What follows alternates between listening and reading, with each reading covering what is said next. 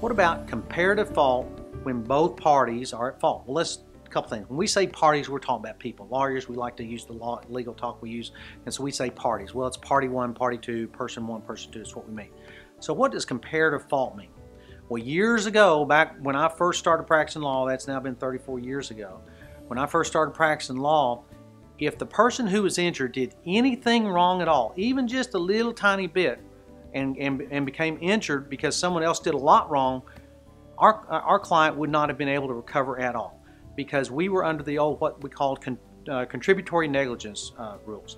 And under the old rules, contributory negligence, if my negligence, if I'm hurt, if I'm even a little bit at fault, if I step in a hole in the ground and I could have seen, or I should have seen that hole in the ground, if the jury said I was 1% at fault, but the person who dug the hole and didn't warn me it was there was 99% at fault, under the old rules I wouldn't get anything because I contributed to my own injury.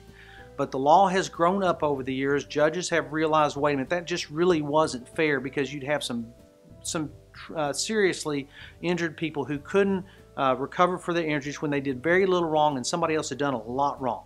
So now the law is what we call comparative fault. We compare the fault of the person's injured versus the fault of the person who caused the injury.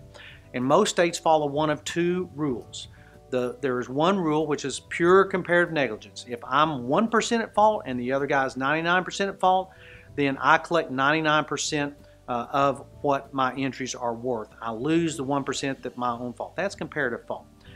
Then there is modified comparative fault, and that is where we call the 50-50 rule, meaning I can recover for my own for my injuries even if I'm negligent, but only up to the point where I'm less than 50% negligent. So if I'm 49% negligent, the jury says the defendant was 51% negligent, I get to collect 51% of the money the jury said I should collect.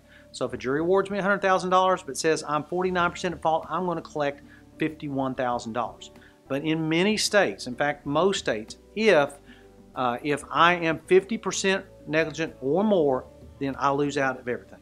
So I'm okay, and I can recover up to the point in most states where I'm no more than 49% at fault. Some states I can recover even over 50% at fault, but you have to look at what are the rules in your state. Thank you.